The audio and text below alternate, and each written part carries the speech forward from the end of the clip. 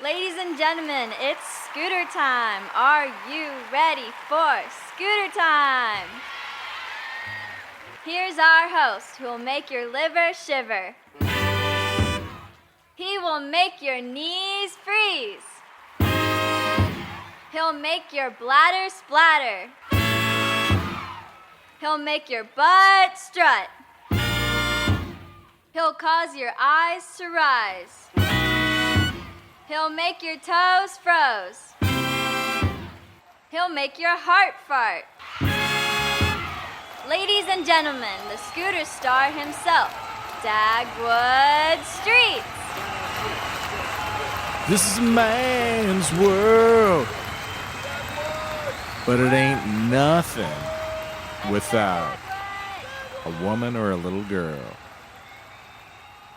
Famous words of the mighty J.B. James Brown. In this show, I thought it might be interesting to get together a group of people to talk about scooters, people with different levels of skill, people from different backgrounds, people of different ages. But you know what? It was all dudes. So the entire scooterdom is not covered, but I still think you'll find it interesting. This is the first ever scooter roundtable. That's right, 4 individuals just chatting about scooters. I've always said that this is a lifestyle podcast. It's not about turning wrenches or how many volts is this battery. We may touch on that stuff once in a while, but really, it's about the scooter lifestyle.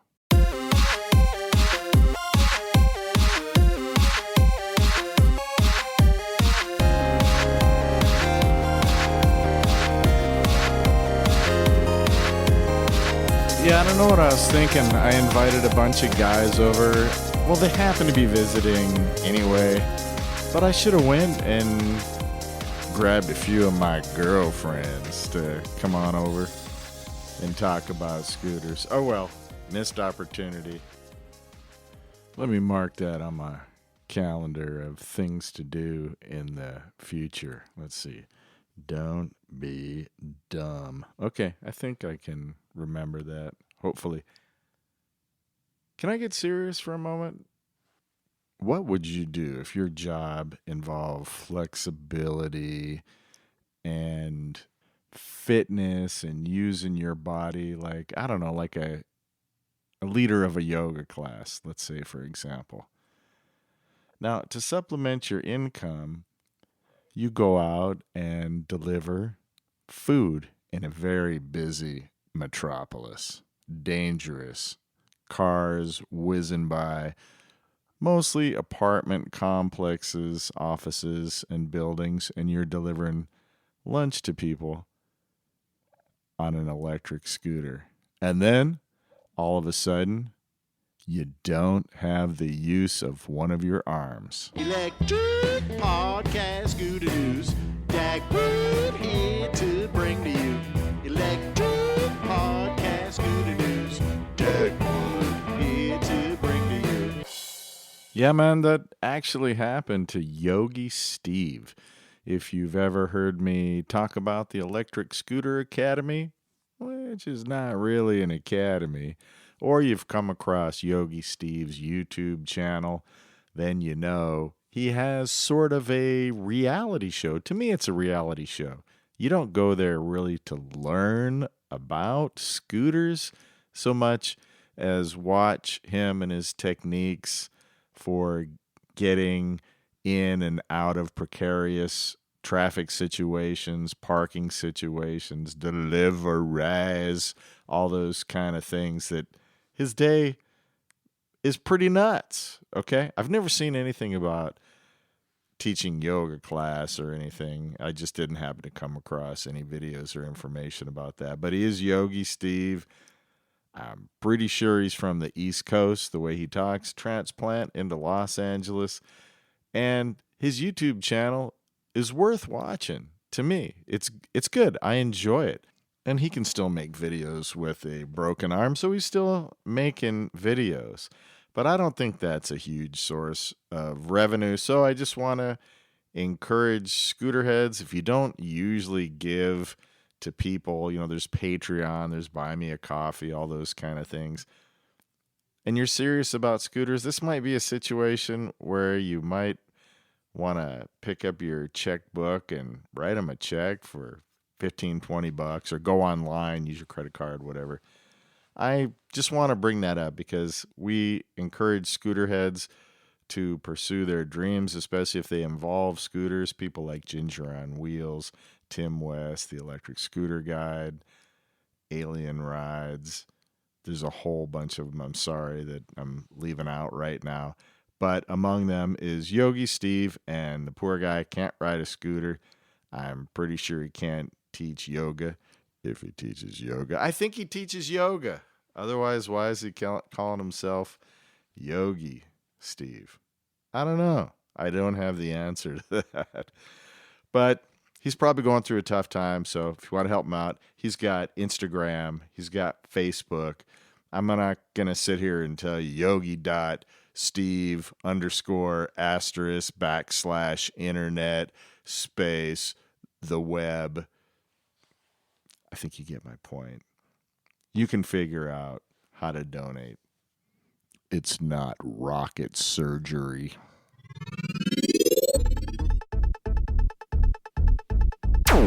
This next bit of news is exciting to me because it comes from Electric Scooter Podcast alumni Ginger on Wheels. I always try to promote scooter heads when they make money or try to get views on YouTube or whatever it happens to be. We got to support our scooter heads, yo. So Ginger on Wheels has a product. It's a good product, and it's a good price, and it's easy to buy. It's the PEV Firelight.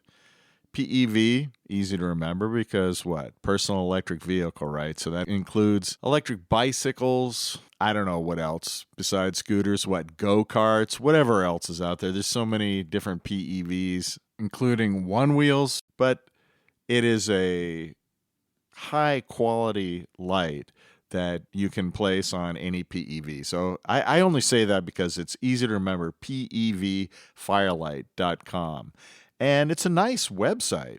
It's totally up and running. You can buy one now. And I'll tell you, most of these scooters out there, with a few exceptions, have lights that are inadequate for cruising around at nighttime. And Ginger on Wheels, most of his cruises are during the nighttime. So he's a guy that knows what he's talking about, and he knows the different products. I buy stuff that he buys because I know it's tried and true. He tries to break things, or he takes it to the edge. And if he says this is a good product, I am going to buy at least one. The website is totally secure. It's got the encrypted payment all set up. So all you got to do is go to PEVfirelight.com and get yourself a product from a bona fide scooter star. Not just scooter head, but scooter star, Ginger on Wheels. I'll tell you, it's $70 to $75 depending on which model you get. This is a banging deal. It's got USB-C charging. You could even charge your phone if it's running low when you're on your scooter. 10,000 actual mAh of battery, an OLED display. It comes with everything you need, the mounting, the light itself. It has 4 brightness levels, strobe, SOS mode. You can set it to 100 lumens, 500 lumens, 1,000 lumens, 2,000 lumens. Pick this thing up. Buy it. Go to the website. Do it. Just do it. The PEV Firelight. Brought to you by Ginger on Wheels.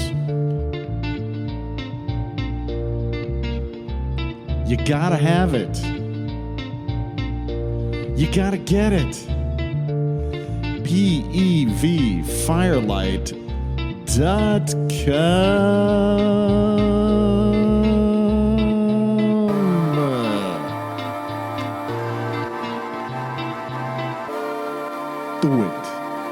Just do it.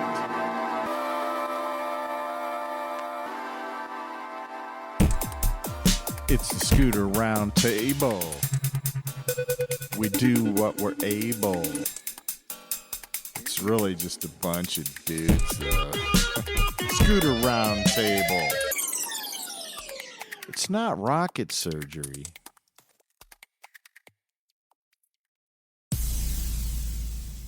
So let's go around the room. I'm Dagwood Street, your host. To my right is Eli.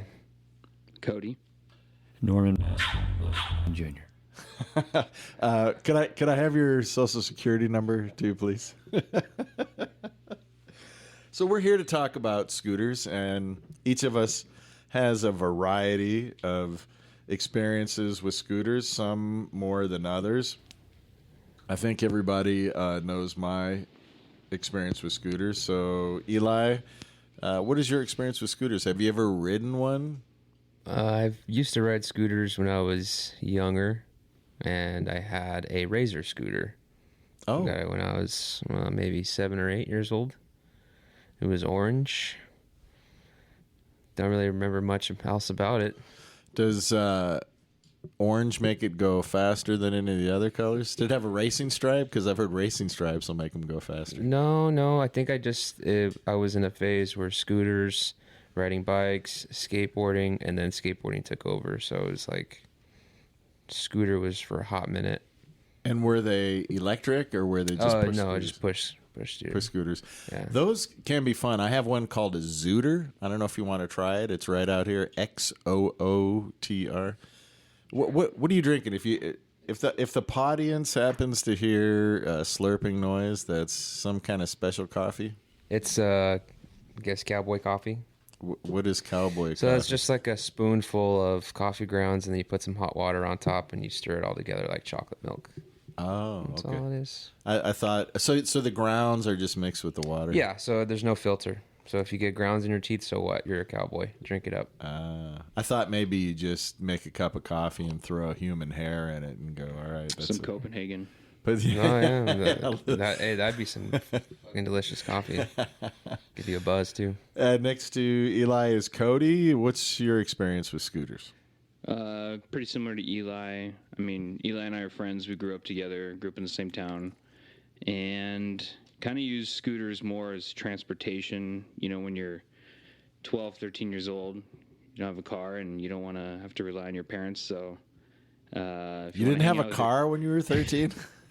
No, I but didn't either. If you wanted to hang out with your buddies, you know, like that's how you kind of got around. So, I never really got into skateboarding, but scooter, I had a Razor scooter, had an electric scooter. But as I said on a previous podcast, the guys with the gas scooters, that was the hot commodity. Those things were unreal. I got a buddy around the corner here from the Scooter Dome that has one of those. It's got like a lawnmower engine on it or something that you fire up. You get a lot of attention on one of those too. Yeah, I don't know. I think when I saw people riding those, I don't think they were commercial. I think they rigged it up themselves is what it seemed like. Well, there was a company, though, that did produce them. The name is escaping me right now, but now they make scooters that are both with and without engines. They make electric scooters and without engines. But GoPed. They're called GOPED. And I just bought one recently for my daughter that doesn't have an engine, but they have pneumatic tires. So they're heavier than a Zooter, but I think they're safer going over cracks in the pavement and that kind of thing. So you never had an electric one, or I did. Oh, you did have electric when you were a kid? Yeah. So I'm 30 right now. I think I was probably 13, 14. And it might have been Razor, the brand Razor scooter. But, you know, back then they weren't that fast. You couldn't really go that far. That one I rode more for fun. I don't think I ever used that to, like, hang out with buddies. And that was probably lead acid battery. Obviously, that wasn't I don't lithium know. ion. Yeah. But you've ridden scooters in different parts of the world and different parts of the United States. Yeah, I mean, now they got them all over the place for rent, you know, just, like, leave them on the sidewalk. I just came back from Ecuador, and there was 2 big companies there. Movio, and I forgot the other one. Oh, Hop. I used Hop. I wasn't able to ride Movio. I had to have like some sort of Ecuadorian social security number or something to sign up for the app. Some kind of thing like that. I don't know. I couldn't figure it out. The law probably doesn't care that you're riding a scooter, but it was like an administrative thing to get the app, and you need the app just for the to scooter. get going. Yeah, it's a pain in the ass, probably. Yeah, but Hop, it was fine. I mean, I did crash. Oh. And I wasn't wearing a helmet, but crashed at full speed. I hit a parking block in Were the you, parking lot. were you drinking at the time? But it was nighttime, and they had like little tiny parking blocks, and I smashed into it and just totally flew like 5 feet, and everybody looked at me, but I just jumped right back up. I actually didn't get hurt at all. I think my right palm was a little red. That's about it.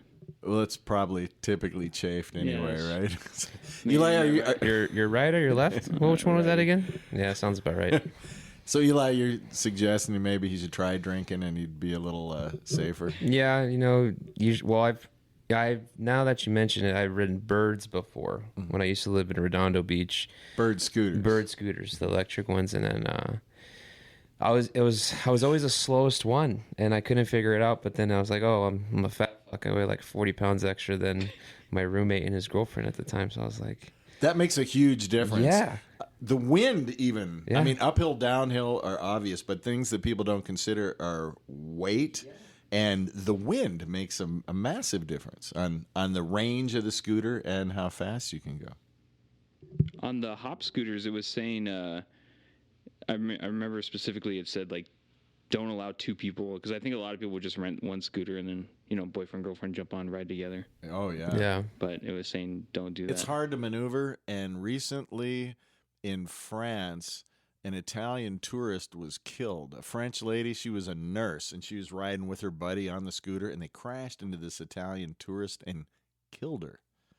I guess the extra weight, and, you know, you can't make sharp maneuvers to get out of the way. On the scooter. No. The other person. The lady on the scooter, riding the scooter, was a nurse, and it was a hit and run. But she later on, I mean, to her benefit, I mean, she turned herself in. I don't think the police had to go knocking on her door or anything, but she felt guilty or whatever, or thought, well, maybe that person got hurt worse than it appeared.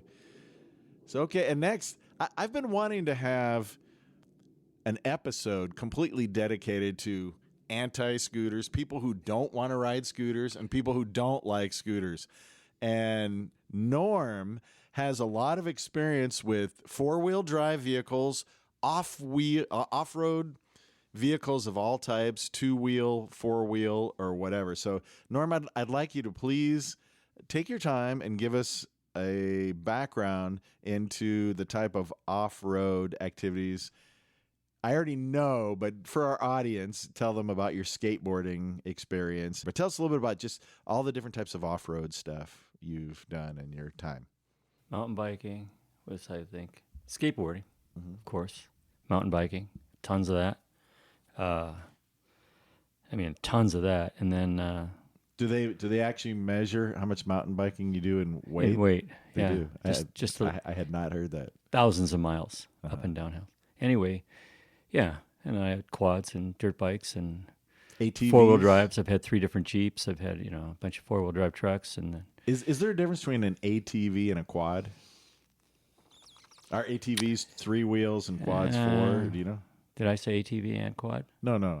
I threw think that in. I think they're probably the same. Okay. So you've owned the 4-wheel type. You've never had have you ever had a 3-wheel type? No, but I've ridden them. I've ridden them. And rode them quite a bit. do you prefer? Do you prefer motorcycles, quads, or mountain bikes? I prefer street bikes and dirt bikes over okay. quads. Quads are more dangerous because if you're out in the desert at high speed and you see an obstacle on a dirt bike, just go right over it. On a quad, you have to dynamite the brakes, slow down, go over it, and not. Otherwise, you'll flip. And When I am on a dirt bike and I encounter an obstacle, I like to ride a wheelie over it and flip off the obstacle as I'm airborne over the obstacle. I'm not sure how you cope with that. yeah, with a stern look, with a very stern look. Yeah. Maybe a little finger wagging. Yeah, So sure. tell us a little bit about your experience with skateboards. How old were you, and what did you use skateboards for, and what type? Did you start out on clay wheels and then go to urethane? Oh man, that's old. Oh, Old school. I did. Oh, those There, clay wheels. there were only metal wheels, and then there were clay, Right. and then they came out with polyurethane. Yeah. But clay or metal wheels, if you hit a rock, Oh, you yeah. basically Game go over. down. Yeah, with it's game with over. clay wheels, you could see where you've been. Yes. Remember, we used to hot dog. You go left to right to propel yourself, and it leaves 2 sets of clay marks on each. So you mark up. Neighbors loved that. They loved seeing the marks all over the side. Those wheels wouldn't crack, the clay wheels? They don't crack, but They get flat spots. you can get. They were tough, but you know. They instead of going zzz like your thing, they go chuggada chuggada chuggada because Oh, okay. each time you slide, you get like a little flat. So they don't flat spots. So they become not There perfect wasn't a round. lot of sliding unless you were going down. Yeah. Yeah, because nobody probably did anything like that too much because there just wasn't high grip. I did a lot of sliding. What I would like to do is I'd like to ride and get down and do almost like on a surfboard, do like a rooster tail where you slide your rear end out because it was so easy to do with those wheels. I don't know if you had enough. I didn't have enough grip for that kind of shit, but I quickly moved to urethane though. My super slicks from Jack's Surfboards. And Those how were the ma- best. How many years would you say you skateboarded? 3. 3 years? Oh, I That's got it? you beat. Yeah. Got him beat. Oh, definitely. Well, I was done with it by then. Quick shout out to Joker Skate Shop, Huntington Beach. Do you still skate? Yeah. I skated up until like a year and a half ago when I broke my arm on one. I have 2 skateboards. I got a longboard, Sector 9, and I've got a Kona, a kicktail. I still skateboard, but I didn't for many years. So. But I go down to the beach and cruise. And I have been trying to get you, like I do with all of my friends and relatives. I tried to get you on a scooter, and what happened? I rode it. We went. We were freezing out here one night. We put a few miles on it going around the stores. Remember that? Your first one? We had a bicycle and a scooter. But that's not the only time. No, we were by my house and you brought them out there. But And- those just seemed to me like I would end up hurt because they're so fast, and if you have to make any type of evasive maneuver, the tires can't grip and you're going to go down. I think, and you're I agree that they're dangerous and they go fast. I've had, so for clarification, I brought a Wolf Warrior and a Apollo Explorer, which there's a huge difference between the two. Obviously, I've had my Wolf Warrior up to 54 miles per hour, speed checked, and the Apollo maybe goes up to 25. I thought they were unstable at high speed. Compared to a motorcycle. if Well, that's your you're experience. also in a very vulnerable, just standing up position. You're not like on a surfboard where your legs are spread and you could crouch, do a few maneuvers or something. You have this handlebars that don't seem, you're a little high and there's not enough board to spread your legs out. So if you really had to stop fast, you can't get spread out to lower the weight so you wouldn't go over. And then I think the wheels are a little bit small. Well, the wheels are small, and that's an issue. 10-inch on the Explorer and 11 on the Wolf Warrior. But I actually, I come from a surfing background, and I do crouch, rarely, but I do certain positions. And I do spread my legs pretty well, especially that Wolf Warrior. Even the Explorer I got big has a feet. huge I mean, deck. they don't go out far enough for me to feel stable. It's certainly under, not as much as under a surfboard. braking. But also, you're in control of the throttle. I mean, Yeah, but if you're most cars go 140, 160 miles an hour. People don't drive that fast. but if something comes in front of you, there's not it's not like you can jump way to the back and then lock up the brakes or even skid or anything like that. Like I had a Harley for many years, and you could just lock up the rear brake and then just go sideways, a little bit sideways that way at any corner you wanted to come up to. But not like this. I just felt if I had to that wheel might fold up and then you're going to go down. Because I saw somebody, like I watched a video on YouTube and the guy is out there. He's out there. He broke his arm. That's hilarious. He crashed and broke his arm. I was. It's funny to me that you find that funny. that Well, someone he broke was- their arm. he was- Probably especially offensive to you because that you broke your arm. But on a skateboard. On a skateboard. right? Yeah, it brings a little cringe. Well, when I hear the guy's okay, right? But I mean, he was out demonstrating the thing, and of course, as he was out there, he was in a street somewhere, and he had to do exactly what I was talking about. He needed to stop really fast, but of course, in that instant, he didn't have any stability, and the front wheel folded up, and he went down. Of course, he broke his. And that reminds me, I'd like to make a quick public service announcement for Yogi Steve. Yogi Steve is a guy who has a YouTube channel, and he delivers Uber Eats on a scooter. If you haven't seen his YouTube channel, I think you should watch it. It's, to me, like a reality show. He gets food. He takes it to all these unique, interesting apartments and houses. He runs into situations and traffic and things like that. But he recently broke his arm. But he's been doing it for years, and he barrels through downtown Los Angeles traffic, and he didn't even know what happened. You did a video with him. He was unconscious. Did you? No, I didn't. I mentioned him in another video, I though. think I thought the I saw- question from Tim West was, what type of vehicle is best to deliver food? And I kind of made the pitch for scooters, and I mentioned him because he's the expert. But that's what he does full time. He's like a yoga coach, which he can't do yoga with a broken arm. He can't ride a scooter to deliver food with a broken arm. So he has a Patreon. I would say scooter heads support other scooter heads. I don't get any money for doing this podcast. It's just a hobby. But there are guys like him who look at it as sort of a business, or at least a sideline business. And now he can't work at either of his jobs. So I encourage anybody, go to his YouTube channel, go to his webpage. If you want to donate, $20, whatever. If enough people donate, then $20 adds up to real money. I don't think the guy is going to be able to work for, I don't know how many months, because I broke my arm in half.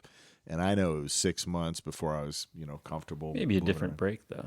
It very well could be. I don't know the specifics of his type of break, but He might already be riding again. the guy delivers food and teaches yoga for a living. And he did have a GoPro video of it. One thing I didn't like was that he's like, check out this episode and you'll see my crash. And it's true, you do, but he passed out. He didn't know what was going on. His GoPro was still running.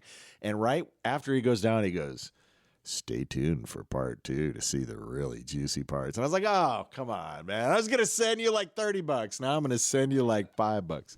No, not that bad. But I just thought I would take the time to mention that. So let's go back to Eli, and we'll ask a similar question to the three of you.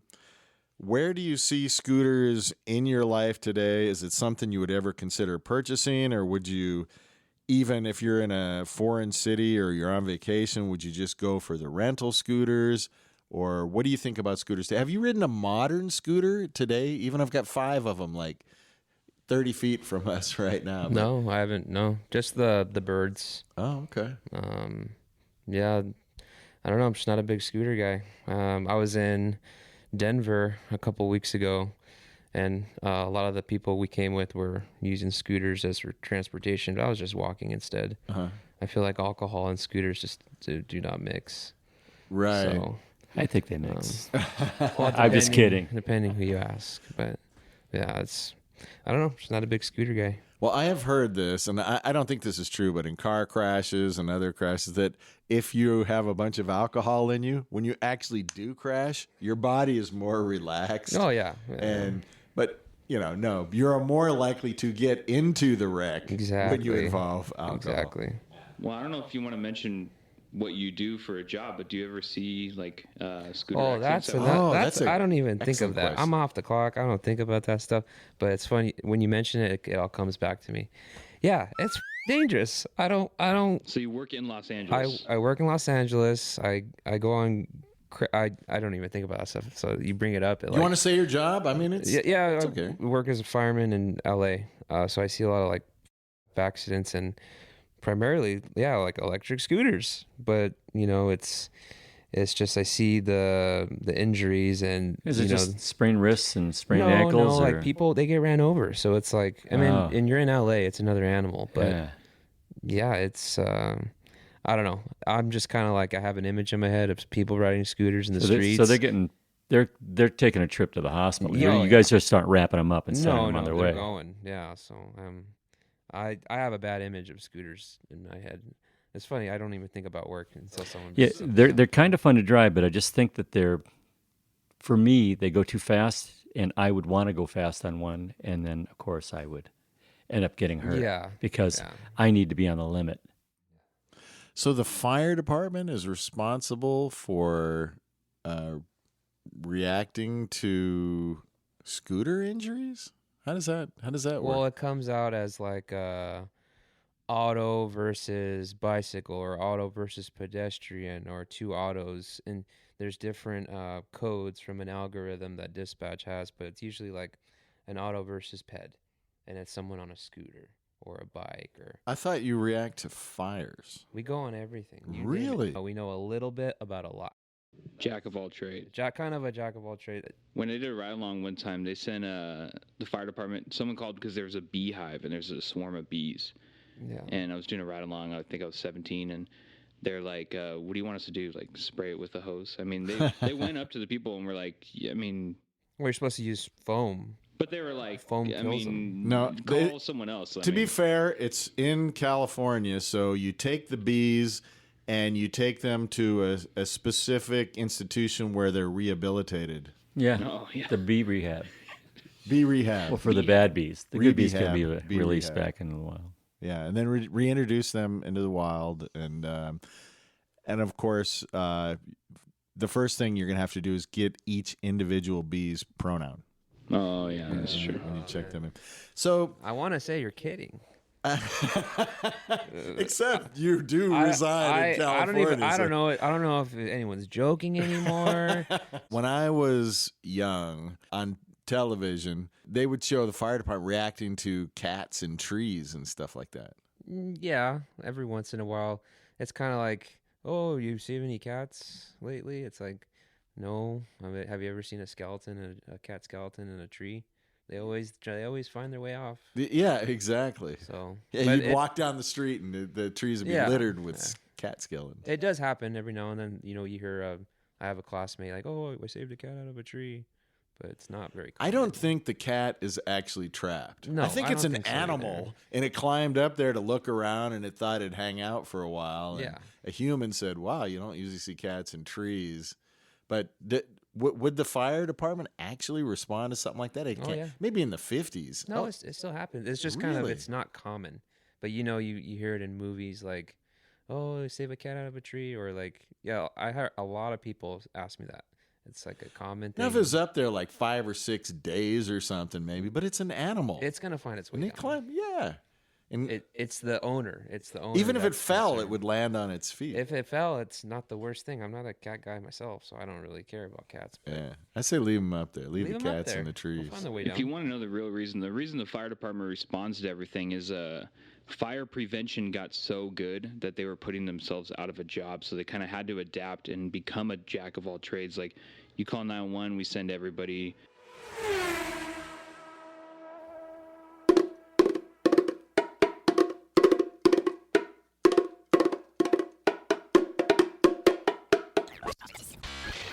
Scooterheads have to think about safety. Don't want to get creamed by an F-150. You gotta be safe, scooter heads. You don't want people dialing 911 and scraping you off the asphalt with a spatula or pulling you out of a overturned car with the jaws on life or whatever. We're taking a negative turn here. Let's get away from this and wrap up the episode. Let me know at dagwoodstreets@gmail.com if you enjoyed the roundtable. If so, we'll do some more next week. Get into some interesting stuff. Did you know that the fire department still pulls cats out of trees? I didn't know that. I didn't know they get involved with scooter accidents either. So we have a paramedic, we got a fireman, and we got the CEO of a construction company all here talking about scooters. Join us next week for the Electric Scooter Podcast. Until next time, keep the shiny side up and the dirty side down. And scooter heads, please wear a helmet.